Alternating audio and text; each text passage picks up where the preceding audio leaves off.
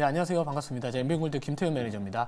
자, 요즘에 이제 목감기 환자들이 많죠. 이거 저 또한도 이제 목이 항상 좀 불편한 경우가 좀 많았는데 아무튼 김여한 매니저 좀 빨리 케어하시고 저는 이제 어제 사실 좀 개인적인 이야기지만 어제 산삼을 먹었습니다. 네, 산삼을 먹었는데 워낙 체력이 조금 딸려가지고 오랜만에 오랜만도 아니고 태어나서 처음 먹어봤는데 좀 종목들이 그 산삼빨로 좀 더 강하게 급등을 했으면 좋겠고요. 그 효과가 있는지는 앞으로 시청자분들께서 많이들 잘 지켜보시면 좋을 것 같습니다. 자, 산삼을 안 먹었을 때도 불구하고 VT가 드디어 진짜로 제 나름 제일 기대했던 종목이죠. 근데 이게 지난달에 이제 달성을 했다면 또 껄껄껄 하고 있을 것 같은데 아무튼 올라갔습니다. 그래서 오늘 15%또 차트 한번 보여주시면은 신고가 갱신을 하면서 지금 역사적 신고가 계속해서 갱신을 하고 있습니다. 자, 그래서 결국에는 이 리들샷 관련된 부분들 계속해서 좀 포인트 잡아가시면 좋을 것 같고요. 사실 이제 굳이 전략 매도할 자리는 사실 아니라고는 보고는 있습니다. 이제야 그동안 계속해서 세 차례 저항받았던 그 저항 라인대를 이제 오늘 강하게 돌파 나와주고 있고요. 그리고 이제 실리콘2 같은 경우에도 제가 생수에서 이제 편입을 해서 지금 오늘도 장중에 지금 상한가가 갔다가 풀렸다 이러고 있습니다. 근데 이 종목도 지금 매수 이제 편입을 하고 나서 70에서 이제 80% 가까운 수익 중에 좀 있을 것 같은데 이 종목은 사실 신규 진입은 어렵죠. 신규 진입은 당연히 지금 안 하는 게 맞다라고 보고 있고 대신에 워낙 좀 강한 모습 보여주고 있고 어제 발표됐던 이 실적에 대한 부분들이 워낙 서프라이즈가 나온 실적이기 때문에 전반적인 지금 어제 이제 클래시스 포함해서 이런 미용 의료기기나 화장품 쪽 관련된 종목들이 워낙 강하다 보니까 실리콘2 추가적인 상승은 좀 기대는 하되 신규 진입은 아니고 좀 일부 비중만 갖고서 좀 더 올라가는지 지켜보자. 이게 현실적으로 맞는 리뷰이지 않을까 이렇게 생각을 하고 있습니다. 자, 그래서 아쉽게 이 종목은 2차 목표가 달성을 했고요. 누적 수익에는 한 20% 정도밖에 못 챙겨놨습니다만 아무튼 수익 혹시나 또 보고 챙기신 분들 다시 한번 축하한다 말씀드리고 자, 이번 달에도 벌써 지금 목표가 달성한 종목 8종목입니다. 자, 지난달 4월달 증시가 상당히 어려움에도 불구하고 지난달에 제 투자 전략은 원자재 관련된 종목들과 어닝 시즌을 대비하자라는 관점에서 화장품과 미용의료기 관련된 종목들 편입을 해서 지난달에도 그 어려운 시장에서도 15종목 목표가 달성을 해서 지난달 누적 수익은 178% 그리고 이번 달은 벌써 116%인가요? 계속해서 달려가고 있습니다. 그래서 이번 달 또 저의 개인적인 목표는 목표가 달성 15종목과 누적 수익 200% 향해서 한번 최선을 다해보도록 하겠습니다. 자, 그러면 이제 한번 이야기를 좀 해볼게요.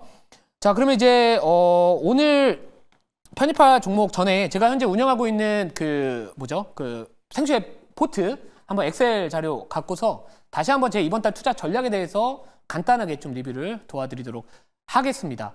자, 보면은 제가 이제 오늘 이제 한글과 컴퓨터하고 플리토가 운영하고 있는 녹색 밴드 통해서 아침에 좀 조정이 나올 수 있을 것 같다. 라고 말씀을 드리고 약간은 좀 비중을 좀 축소하시면 좋을 것 같다라고 이미 먼저 좀 사실 제가 운영하고 있는 쪽에서 밴드를 통해서 무료로 좀 말씀을 드렸었는데 이게 이제 약간 전반적인 분위기 자체가 단기적으로 이제 상승폭이 컸었을 때 그리고 시장의 이 흐름을 보면은 오늘 이제 코스피 시장에서는 이제 프로그램 매수세가 차익이나 비차익 쪽에서는 들어와주고 있습니다만 이 코스닥 시장에서는 차익과 비차익 이 프로그램 매도세가 오늘 좀 많이 잡혀주고 있습니다. 그래서 어제 같은 경우는 코스피가 부진을 했었고 오늘은 코스닥이 어제는 전반적으로 좀 괜찮았다면 오늘은 반대 논리거든요. 근데 어제 아마도 옵션 만기의 영향을 또 어떻게 보면 좀 코스피 시장이 좀 받았다. 그 부분에 대한 소화 과정으로 저는 보고 있다라고 보시면 될 것 같은데 자, 이번 달은 제가 이번 달 들어서 강조하고 있는 투자 전략은 바로 미국과 중국의 갈등과 관련된 수혜 업종들 대해서 우리가 순환매 흐름을 주목을 해보자 이렇게 말씀을 드렸고요.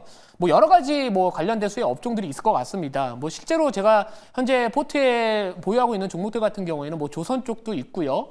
자, 그리고 알루미늄 관련된 종목들도 수익을 챙기기도 했었고 또 최근에 중국 경기가 살아나고 있다는 시그널이 나와주고 있습니다. 자, 여러분들 이 중국 경기가 살아나고 있다는 시그널 또 연계해서 살펴볼 수 있다면은 최근에 이 철광석 수입에 대한 부분들 중국 쪽에서 많이 늘어나면서 지금 BDI 지수가 지금 4월 달 들어서 올라가고 있습니다. 자, 그 뜻은 결국에는 지금 미국이 계속해서 이번 달부터 또는 이전부터 얼마 전부터 중국 때리기 하고 있거든요. 자, 그럼 결국에는 이제 이쪽과 관련된 수혜 업종도 태양광이나 조선이나 해운이나 아니면 이런 비철금속 쪽이나 이런 맞물리는 그 순환매 흐름을 좀 주목을 해보자. 그래서 오늘은 제가 처음으로 생초에서 최근 들어서 해운 업종을 편입을 하도록 하겠습니다. 자, 그러면 이제 현재가부터 말씀을 드리면은 현재가는 2,140원이고요.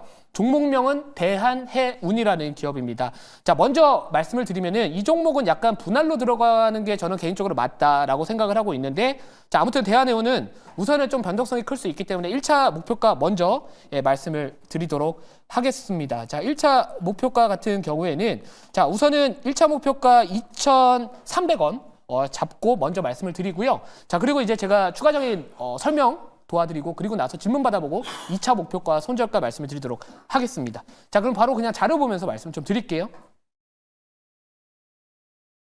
자, 최근에 이제 제가 아까 말씀드렸지만 올해 이제 미중 갈등과 관련된 5월달 계속해서 순환매 흐름을 좀 주목을 해보시면 좋을 것 같습니다. 제가 어제 공개 방송에서도 사실 좀 말씀을 드렸던 부분들 포인트가 뭐냐면은 최근에 이제 반도체 종목들이 왜 올라가지 못했을까라고 생각을 해본다면 우선 이 높아진 기대감에 대한 이 실적이 과연 증명할 수 있을 거에 대한 약간 퀘스천 마크가 좀 있다라고 생각을 했던 거고요.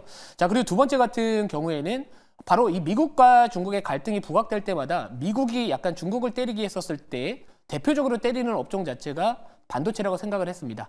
자, 지금 이제 5월 달부터 제가 미중 갈등 격화될 수 있다 계속해서 4월 달부터 말씀을 드렸는데 실제로 최근에 이 화웨이 쪽 관련해서 인텔과 퀄컴 이 수출 제한에 대한 부분들 미국이 다시 한번 이야기가 나오면서 결국에는 이제 어떻게 보면 이 반도체 섹터에 대한 부분들 우리나라 반도체 기업들이 중국과 미국 사이에 샌드위치가 되다 보니까 약간 좀 불이익을 좀 얻을 수 있지 않을까 이런 포인트도 좀 당분간 잡아봤던 거고요. 그래서 제가 이제 당분간은 뭔가 좀 피해갈 수 있는 약간 소나기일지라도 아니면 장맛비일지라도 좀 피해갈 수 있는 업종들을 찾다 보니까 결국에 미중 갈등에 대한 수혜 업종으로서 이제 제가 해운 쪽을 좀 바라보고 있다 이렇게 보시면 될 것 같습니다. 자, 그리고 최근에 이제 4월 달 들어서 이 BDI 지수, 이 발티그림 지수 같은 경우에도 최근 4월 달 들어서 이제 반등하는 모습을 보여주고 있는데 자, 일각에서는 지금 중국의 철광석 수입이 증가하고 있다. 이런 이야기가 나와주고 있습니다.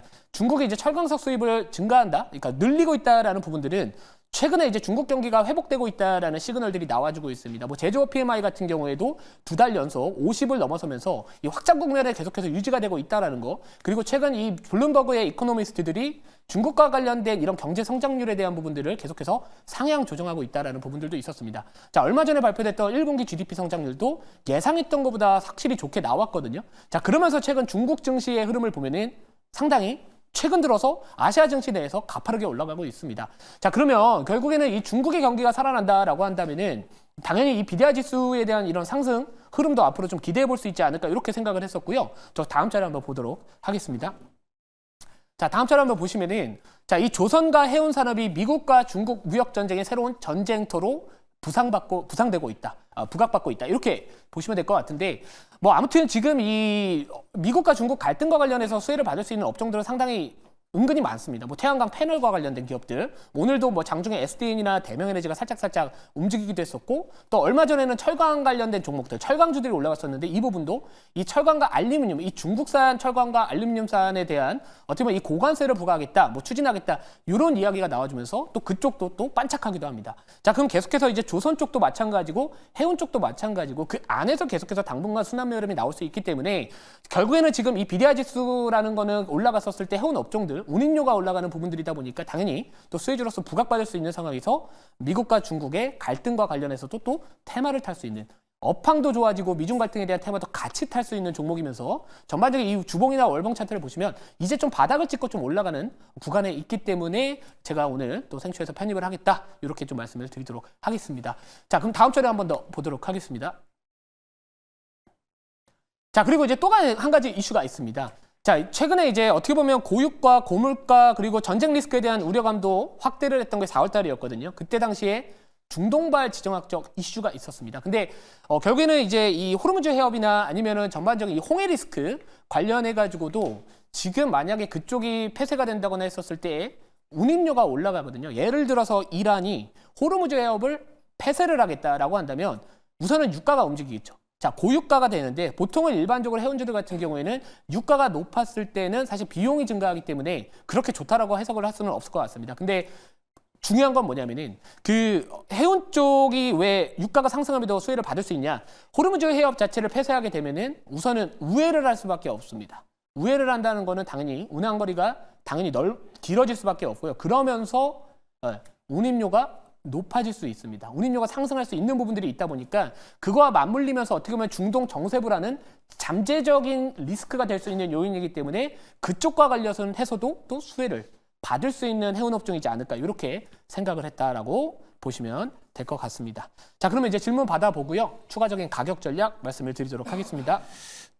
네, 제가 질문하겠습니다. 이 그 해운주들은 뭐 과거에도 보면 조선주, 해운주 이런 쪽은 이제 산업재 관련한 그런 섹터로 경기 관련주였었습니다. 근데 이제 아까도 말씀하신 대로 글로벌 경기, 특히 우리나라 수출을 보면 11개월 연속 흑자를 보이고 있어서 뭔가 이제 경기가 좀 턴을 한다 그런 거고 또 그 우리 신용평가기관이 우리나라의 올해 그 성장 전망도 수출 구조로 인해서 2.0에서 2.5로 오르겠다 이런 얘기가 나왔는데 어쨌든 그런 측면에 경기가 회복되는 그림과 관련해서 또 유럽의 지금 그 금리나 부양책 이 부분에 관련해서도 또 긍정적인 효과를 미칠 수 있는지 말씀 좀 더 이어가 주셨으면 좋겠습니다. 네, 좋은 말씀이신 것 같고요. 뭐 제일 중요한 거는, 그러니까 제일 베스트 케이스는 이건 것 같습니다.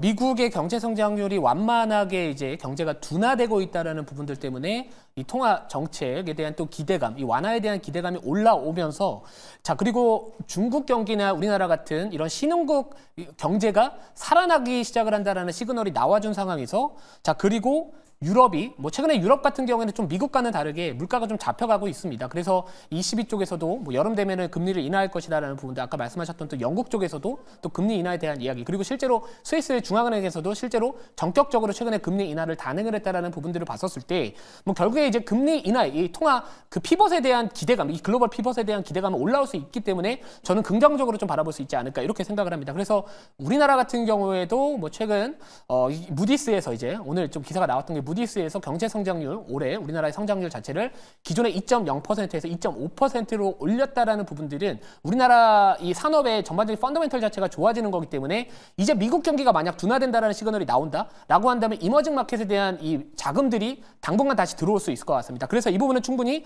긍정적으로 해석할 수 있지 않을까 이렇게 좀 말씀을 드릴게요. 자, 그러면 이제 1차 목표가를 말씀을 드렸고요. 2차 목표가 말씀을 드린다면은 한 2,550원 잡도록 하고요. 손저가 같은 경우에는 오늘 장대 양본의 저가 부근 이탈하는 한 1,900원 잡도록 하겠습니다.